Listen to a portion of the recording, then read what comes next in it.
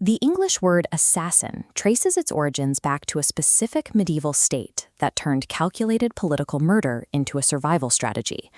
While pop culture depicts them as mystical shadows with superhuman agility, the historical truth is far more grounded and far more dangerous. They were the Nizari Ismailis, a persecuted Shia minority sect operating in 11th century Persia and Syria. Trapped between hostile powers, this group ensured its survival by throwing out the established rules of medieval combat. In 1090, a strategist named Hassan-i-Sabbah captured Alamut Castle, a fortress in northwestern Iran, to establish a sovereign Ismaili state. This rugged, isolated terrain served as a natural defense system against the conventional armies of the era. This map of the 11th century Middle East shows the Ismaili state as a few isolated nodes, completely engulfed by the Seljuk Turks and opposite caliphate. Facing extreme numerical disadvantage, the Nizaris lacked the population to meet these empires on a conventional battlefield. Because a head-on war meant certain destruction, Sabbah engineered a system of deterrence that targeted the individual rather than the army. At the center of this strategy were the Fida'is, specialized acolytes chosen to carry out Sabbah's precision strikes. Their enemies frequently claimed these men were drugged with hashish and lured by illusions of a magical garden. In reality, these stories were fabrications designed to explain away a level of devotion their opponents couldn't understand. The Fida'is were sober, disciplined, and exceptionally well-educated, trained to navigate the complex social hierarchies of the Middle East. Operatives often went into deep cover for years, mastering foreign languages and local customs to infiltrate the inner circles of their targets. This patience allowed them to adopt disguises as Christian monks or Sufi mystics, gaining the absolute trust of the leaders they were sent to monitor. The Fida'is operated with a level of cold, absolute psychological commitment that paralyzed royal courts throughout the region.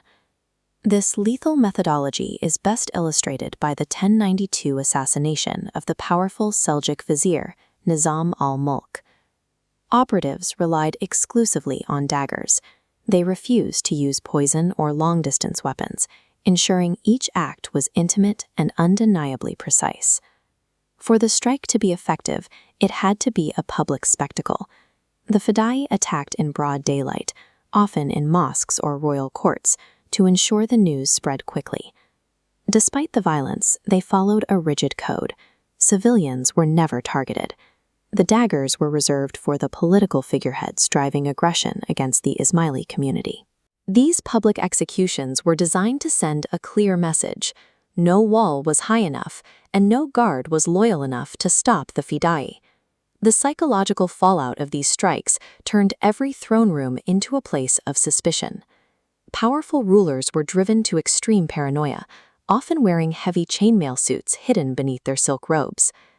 This diagram compares the cost of a full-scale invasion against the targeted removal of a single leader.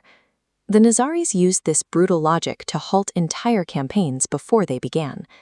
By weaponizing paranoia and the threat of retaliation, the Ismailis successfully held massive empires in check without ever fielding a traditional army.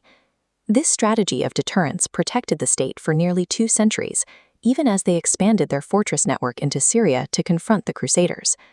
The Ismaili methodology finally met master in 1256 with the arrival of the massive, unstoppable Mongol Empire.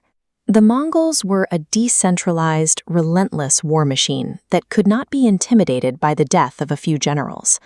Following a brutal siege at Alamut, the Nizari state was dismantled, and its surviving members were forced deep into hiding. Forced into the shadows, the Nizaris lost the ability to tell their own story. Their history was written instead by their enemies, Sunni chroniclers and European crusaders. These hostile accounts, further embellished by travelers like Marco Polo, transformed a disciplined strategic force into a legend of drug-addled killers. While modern Ismailis are a peaceful global community today, the shadow of their medieval ancestors remains etched into our vocabulary. The Nizaris demonstrated that the power to shape the world doesn't require the largest army, only the ability to strike the right target at the right moment. Hassan-i-Sabbah and the Nizaris authored the modern world's playbook for asymmetric warfare, leaving a legacy that still defines how we talk about political violence today.